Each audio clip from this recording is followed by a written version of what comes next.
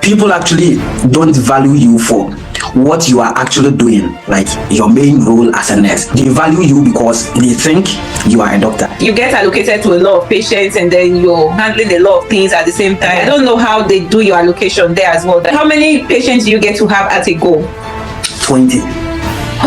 Yes. I went for 9 shifts and then I was the only nurse caring for 40 residents. Wow. I'm not complaining again.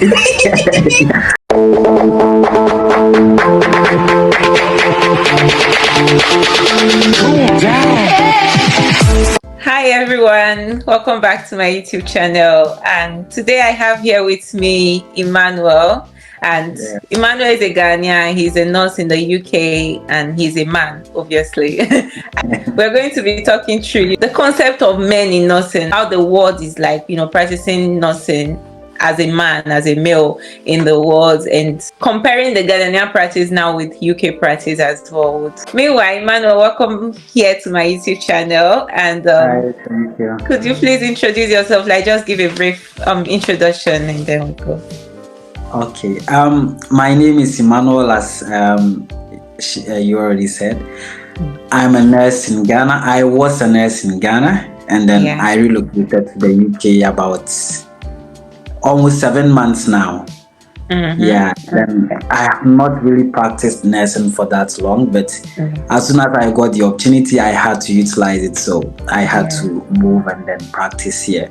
So currently I'm in Northern Ireland, and then I work in a care home as a nurse in a care home. Okay. Yeah, so that's basically it. Great. It's getting sweeter. Okay. So first thing I'm going to, you know this thing about patients seeing the male nurse as a doctor. That's one very, very important thing I would want us to talk about. How do you handle such pressure, And meanwhile, before we continue, Emmanuel is a YouTuber as well. I'm going to drop his link under the description of this video, and you guys can check him out. He has great content.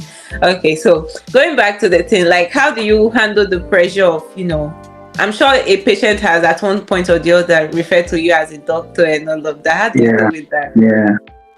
Okay, so I will take it in two different aspects, like in Ghana and then in UK, how both of them are kind of feel.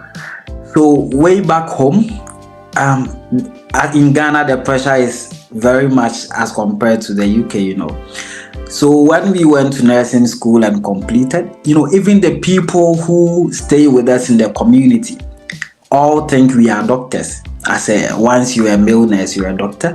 So when they are sick, you will see them coming to your house in the morning to complain to you. I'm feeling this, I'm this and that, And then they really want you to do something for them because they think you are actually a doctor.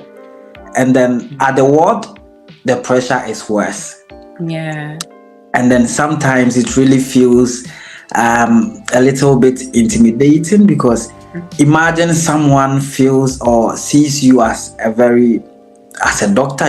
Doctors are actually high ranked people, and then the person would come to the ward and then would be sick and come to the ward, or would come to visit someone, and I would see you practicing nursing, the kind of nursing practice. So you yourself, you actually haven't put yourself at a certain level, but the rate at which people see you, it makes you feel a little bit intimidating, because I remember when we were in school doing clinicals, some of my male friends used to hide when they see their female friends from the community coming to the hospital, because it feels like, I thought he was a doctor, and then you would see a doctor holding a bedpan, and then those kind of things. It's really frustrating in a way. Wow. And sometimes you see some of the female nurses are also quote unquote jealous about the fact that we are all nurses, but people regard you as a doctor. So the moment people come to the ward or staff, they would, especially when you are a junior, especially when you are just doing your service or you just came to the ward or something, they will give you those in quote dirty jobs to do, just to make people know that you are not any doctor, you are And they just a don't know the common. pressure you're going through, like handling all those, because Yeah, it's just difficult. for people to actually know the standard you are on. So I would say there is high pressure when you are a male nurse in Ghana. Yeah. It's sometimes very frustrating. I remember there was a woman who actually thought I'm not a competent doctor, because they came to my house. They said the grandson had an injury, and then she wanted me to give her a tetanus injection. They've gone to the pharmacy. Ghana, you don't need prescriptions to buy any medications and all those stuff. So they've bought all their medications and they came to me to administer. And I told them I can't do it unless they go to the hospital and then they are diagnosed. And the woman was very furious with me because she thought I am a doctor. And then people have recommended me to them, because when they come out, go and get some paracetamol, go and get some. That kind of idea. So she thought they are coming to a doctor for the grandson to get some kind of injections and then whatsoever. And then it sometimes makes you feel like sometimes you might lose your confidence in a way. Because I remember, due to these things at a point, I really wasn't enjoying nursing. People actually don't value you for what you are actually doing, like your main role as a nurse. They value you because they think you are a doctor, and not because you are a nurse. And if you take it into very deeper perspective, it's really insulting. And then it breaks your confidence, because you actually go into the profession because you have passion for being a nurse. And then now people only respect you because they think you're a doctor. And when they actually get to know what you do, then that respect just drops. Drop at once. It's very frustrating as a nurse in Ghana. But as a nurse in the UK, it's a little different, because since we came here, there's never been a single day that a resident or anybody has regarded me as a doctor. Everyone sees me as a nurse, and I really find a lot of happiness in that, because if the person respects me, I know the person is respecting me because he or she knows I am a nurse. And then the person values me for who I am and the work that I am doing, not some mentality that they are having that I am a doctor because I am a male. So I think that makes me feel a lot more confident being a nurse, and then more happier being a male nurse. It was just recently that I was speaking with one of the residents, and then I asked them the same question, like, do they ever think male nurses are doctors, or have they heard of? And she was saying, like, way back when they were little, like when they were growing up, and the person I'm talking about should be 90 plus. So when they were little would be 90s and those stuff. They also had that perception that every male nurse, and then those days there were just very few male nurses. So they see a male nurse and then they thought they were doctors. So I think it's a matter of education, and then as the society grows and people become more advanced with things, then they would start to like understand how these things actually so it makes it really fun, like working as a nurse in the UK, especially in the care home, because there are a lot of female residents who would have been regarding you as a doctor, but now they cheer you up, they love you because you are a nurse, and it's really good. But the bad side is that in our part of the world, males are a little bit given some respect. Even in nursing, I don't know why that thing is there, but I don't know, it's just automatic. They feel like they are the head everywhere. They are the head in the family. They are the head in. It's not fair, nah. It's just the order of nature. As much as females will try to. It's just natural, because these things are not forced. It just come automatically. People, males would always be males, and females would always be females, no matter how we try to, yeah. So back home, there were some jobs or some duties as a nurse that some of your female colleagues wouldn't allow you to do it because you are male. Really? Oh yes. For example, yeah, changing diapers and then all those kind of stuff. I remember there was only one senior staff who was really always frustrated about the fact that they allow us, the males, to do just the clean works, and then the females would be doing the dirty works, So she would actually force you to do all the dirty works and those stuff. But majority of the females were giving us that respect. They wouldn't allow you to change diapers. Anything that got to do with vomit, those kind of things, they would do it for you. Even though it's your patient that you're looking after, but they would actually get in and then do those works for you. It should be a relief for you, though. And you understand. But here, it's not like that. It's totally different. It's totally different. So when we came in initially, in care homes, normally when you come before your OSCEs, you'd be working as a carer. Yeah. Yes. And then when we started changing the diapers and toilets in residence, I thought I would have same privileges here, but it's not like that. You are allowed to do your job. That's what I'm saying, because they are just giving you privilege back home in Ghana. They are helping you do your job with pleasure. They will just allow you to do your work. Nobody is going to say you are a male or whatsoever. So no, you don't get those privileges here. So, but it's all good because it's still your job. Just that back home it would make you feel a little bit on top, But you get to understand everybody does anything, and you are not respected because of your gender, and it's also good. It's not that really bad, and then it's okay. Wow, that's amazing. That's really amazing. So you were talking about home care nursing now, because I've only come across, nurses working in the NHS trust, that's the hospital. I've not seen a nurse, more so a male nurse, working in the home care. So you made mention of the fact that, you had to write OSCE, which is the same thing with NHS nurse, like nurses working in the hospital, what they do as well. So how is it like your transition coming from Ghana now? Like you applied for a home care nurse, like to be a home care nurse here, coming from Ghana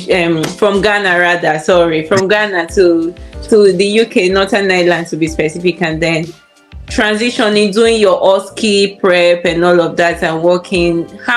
What's the process like for you? What's the process like for you guys? It's almost similar to that of the NHS. Just get your jobs and then you come in and then. But some of the NHS would actually make you work as a band 4 or maybe. Yes, myself, although I'm a midwife, but I was working as a band 4 before I got my PIN. So some trusts do tell you that you have to work as a band 3, but mine was band 4. So yours is as well band 4, yeah? Ours it's not band 4. The care homes don't use the bands as grades that much. Okay. Yeah, it's just care assistant, a senior carer, and then a nurse. So we don't normally use like in the NHS. So when you come in, you just start working as a care assistant, and then you get paid as a care assistant before the OSCEs. So after the OSCEs, even after the OSCEs, we were only doing induction training. So we got our PIN. So you just get induction trainings as a nurse, and then when you get your PIN, then you transition and then start practicing as a nurse. That's a care nurse now, like care. As a nurse in the care home, yes. Okay. Then at what stage now? So you say you transition from being a care assistant just because you've not gotten your PIN yet, which Yes, is yes, like sequel to being a band 4 in the NHS trust. It's yes, like the same. yes, So yes. you transition from being a care assistant to being a carer. So how long does it take you to get to the senior carer position when you're working in the care home? Um, as a senior carer, the senior carers are, how do I say it? Senior carers are mostly like, the nurses who don't get the IELTS requirement to register as nurses with the NMC. So Yeah. when you choose to come to the care home as a nurse, although you don't have a PIN, then you would work as a senior carer. Okay. Very good. And then if you don't have any nursing background or whatsoever, then you would work as a care assistant. So we actually transitioned from care assistant straight to being a nurse. Okay. So you don't go back to being because I thought the senior carer was like higher than the carer now. Yes, the senior carer is higher than the carer. Okay. But we the nurses are not carers. I get you. I get your point. Okay. Yeah, So you're not carers, you're seen as a nurse. We are nurses, yes. Okay. So you transition from being a care assistant to being a nurse now. To being a nurse, yes. Okay. Yes. And I then now is get there your some point. sort of promotion or anything like a higher band, a higher level you get to in the care home now? No, I don't think so, because in our care home, for instance, we only have a clinical lead nurse and then a deputy manager and the manager. So apart from the nurses, these are the only 3 higher ranks in the care home. Okay. So I think it's only about the increment in your salary that you get each year, but you don't get a high band or position. I was just going to the money aspect next because I heard you guys are the money bags in UK. You guys are the ones carrying all the money and putting in your account. Seriously, they said they pay you guys more than they pay us. Yes, I think from what I know, I think almost every care home gets a lot of care home nurse get a lot of pay rates than the NHS. Yeah, because the work in the care homes are not easy. Working as a care home nurse, it's not it's not a joke. But the NHS too, though the NHS like it's still stressful. Anyway, I've not worked in a care home before, so I wouldn't be able to compare it. But seeing my colleagues in the NHS working, I sometimes feel pity for them. I'm a midwife, is a bit different in the midwifery world. But the nurses, you get allocated to a lot of patients and then you're handling a lot of things at the same time, and it gets really crazy. I don't know how they do your allocation there as well. How many patients do you get to have at a go? 20. Yes. There are instances I went for 9 shifts and then I was the only nurse caring for 40 residents. Wow. Yes.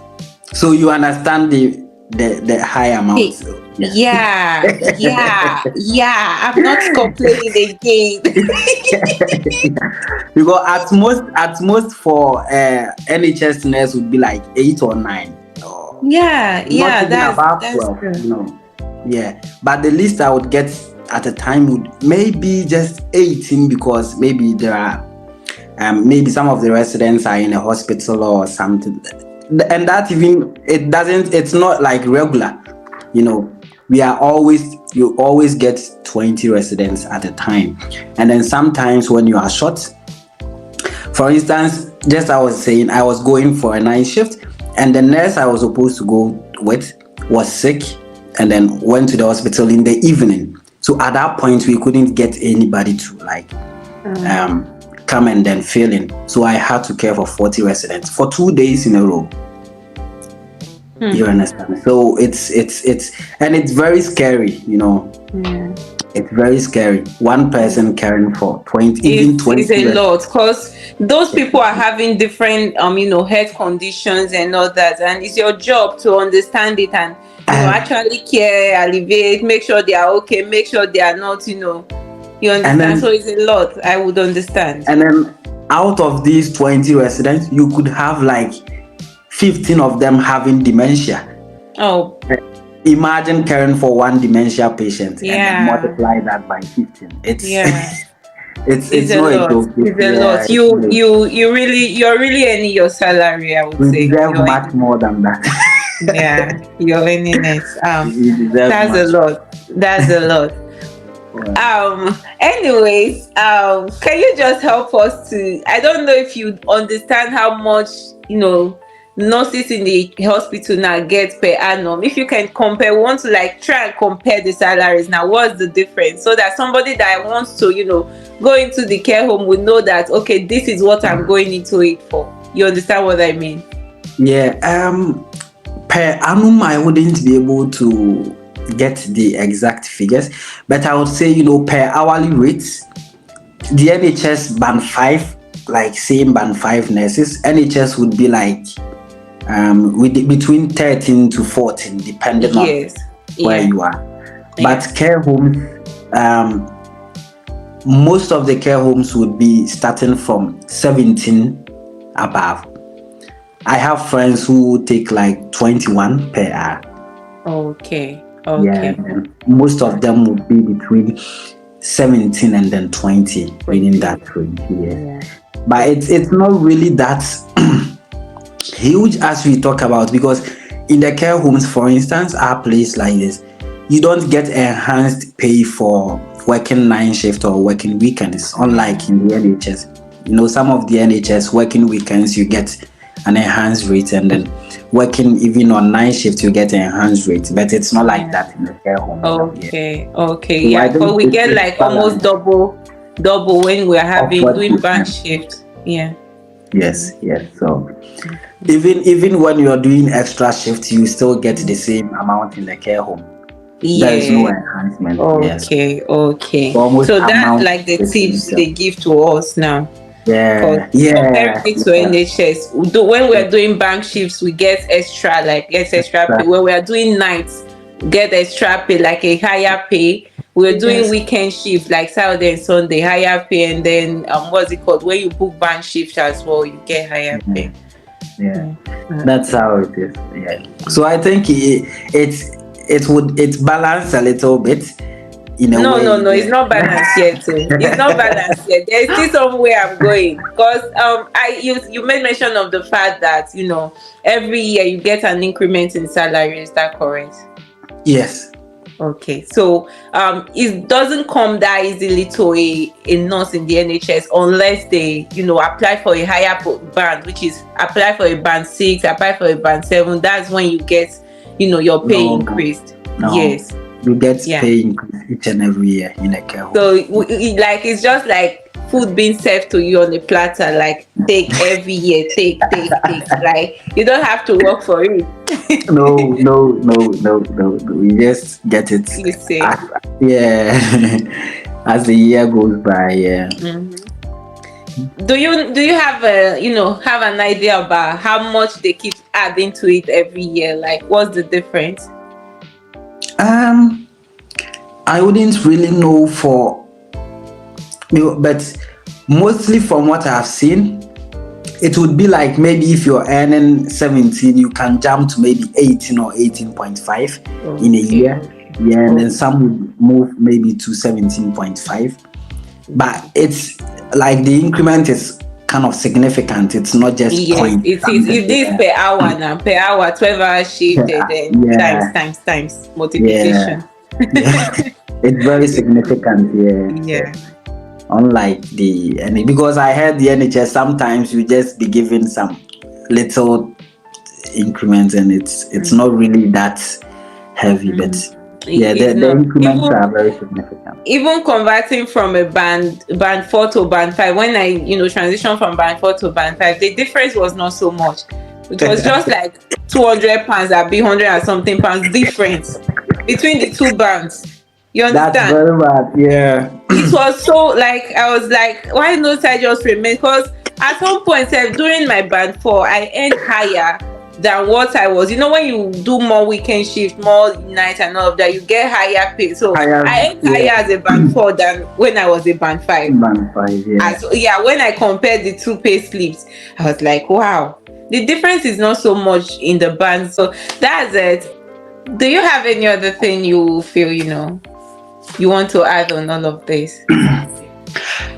I would talk about the job security compared with the care home nurse. Like, we've discussed about the salary, we've discussed about the difference in working environment and all of that.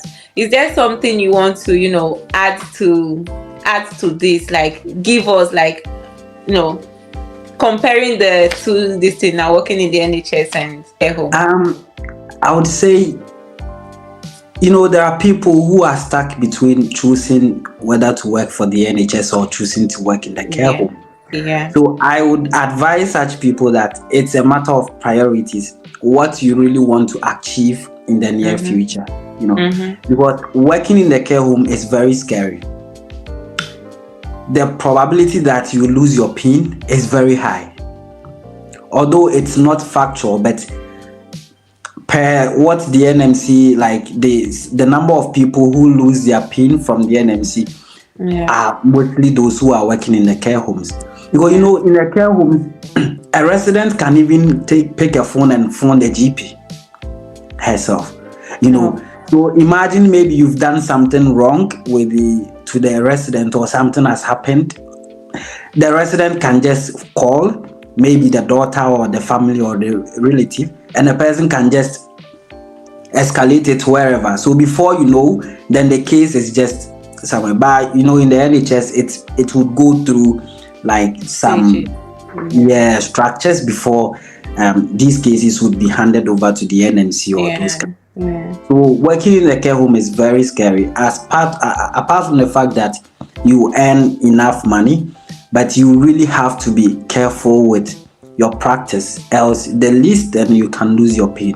And then some people would, there would be a lot of reporting you to your manager, reporting you to the least, then you would be reported, so you have to really work with a lot of, you have to be strict and then very disciplined with yourself, so that you don't mess certain things, but the NHS is way different.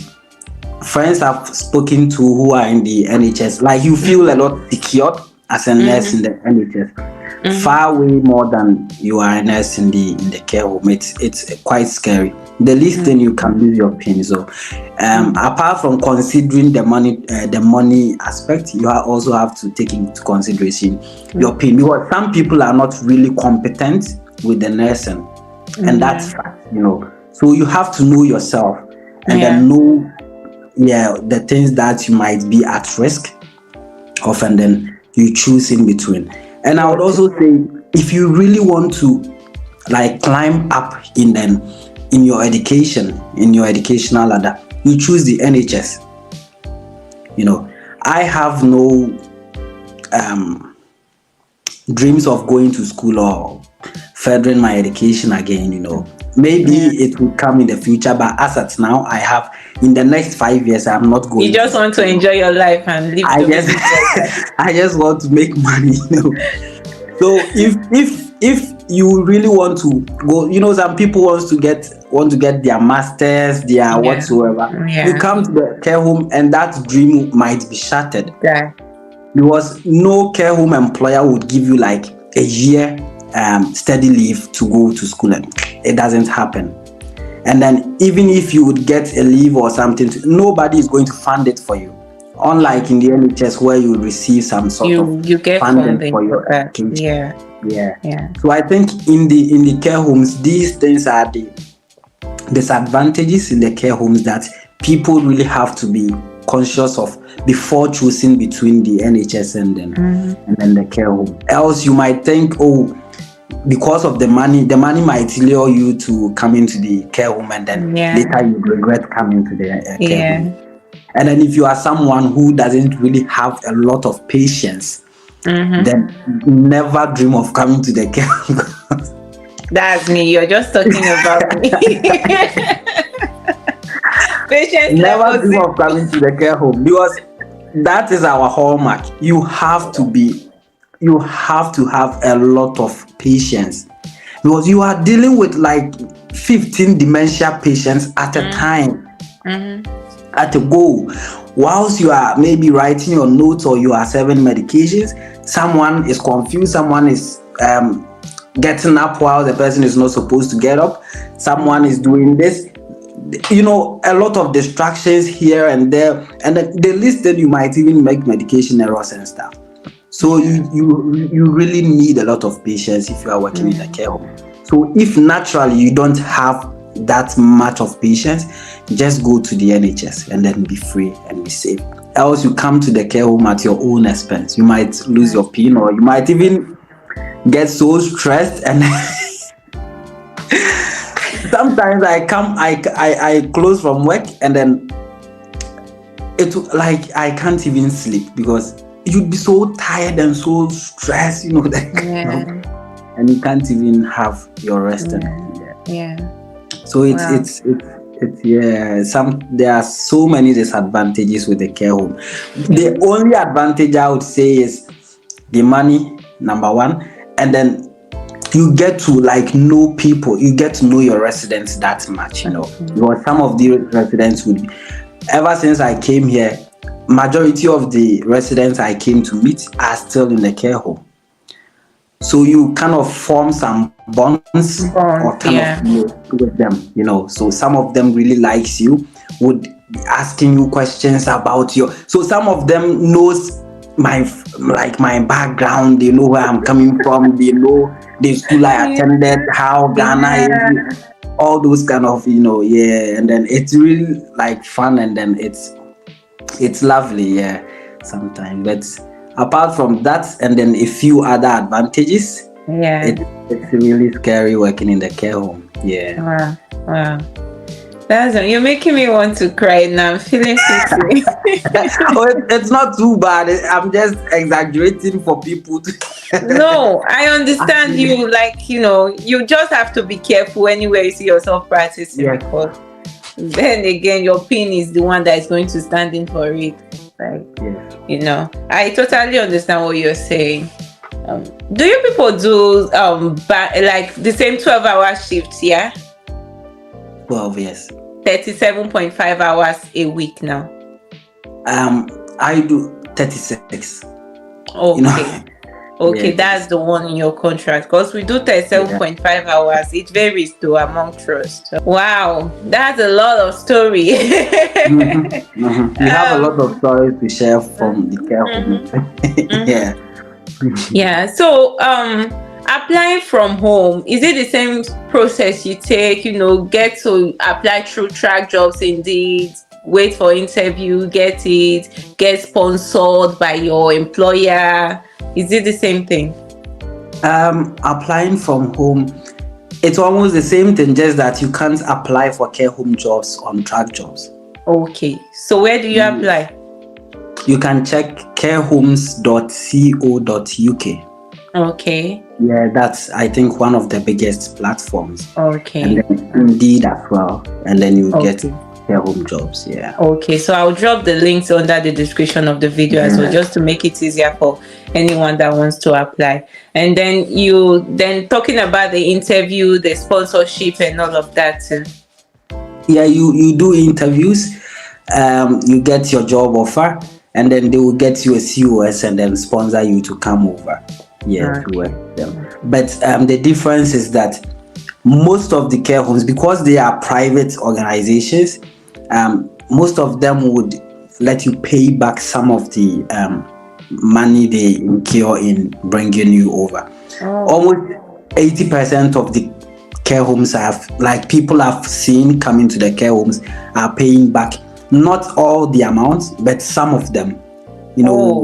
There's some few, maybe your flight, and then your taxis, your kind of the few costs that they will incur on you, apart from the COS, and then those taxes you pay them back.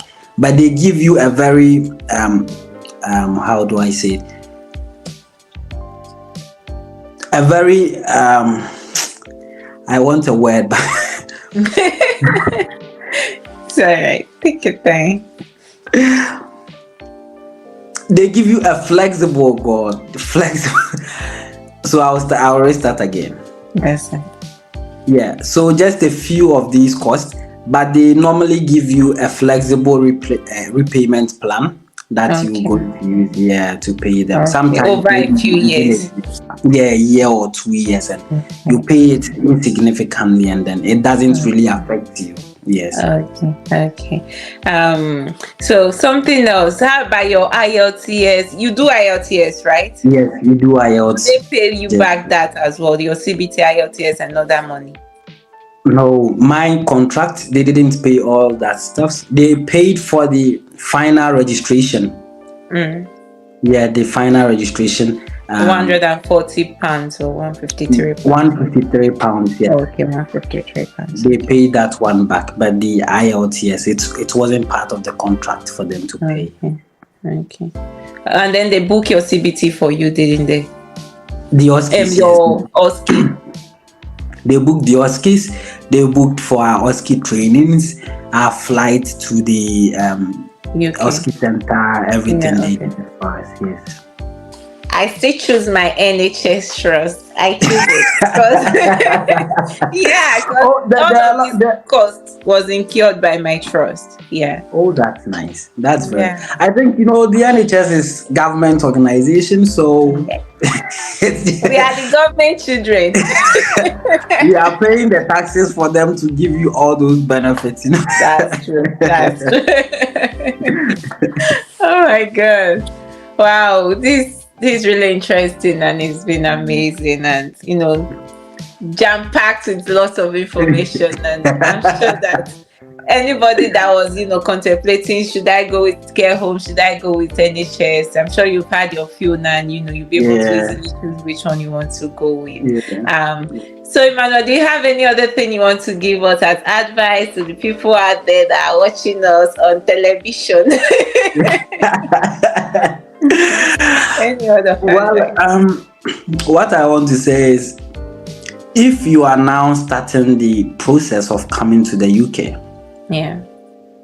I know that it's very difficult now getting jobs and then all these red lists and then these kind of things, but I strongly advise everybody to keep up the faith and just keep on applying till you get a job. In fact, I stopped applying for jobs until about 3 weeks later. Then I got an interview because I thought it's never going to work. I applied to like 200 emails a day. Sometimes I reapply to like one email. I send them like 4 or 5 times, and it's not working. So people are really giving up. People are finding other ways to pay huge sums of money to whatsoever to come as care assistant. Take your time and then go through the process. You definitely get there. I always say that I have friends I wrote my IELTS with, and it took them more than a year, but they are still here. Yeah, that's it. Finally, eventually, you will definitely come. Everybody I knew who was writing the IELTS around the time I was writing mine is in UK now. So they just have to be patient and then keep on applying, keep on putting the work, and it's definitely going to work. Just don't give up now, Yes, that's one of the greatest advice I would give to everybody who is trying to come to the UK now. The UK still need nurses. So Thank you so much. Thank you, Emmanuel. Thank you. You guys should not forget to visit him on his channel. Yeah, my great with ease. Thank you very much for honoring my invitation. It was so nice, seeing you, talking to you, and all of that. All right, guys. Don't forget to share and subscribe. Click like, subscribe to the channel. It's free. Subscribe and share the video for Joy to get 100,000 subscribers. I need to get to 1,000. Share with your friends.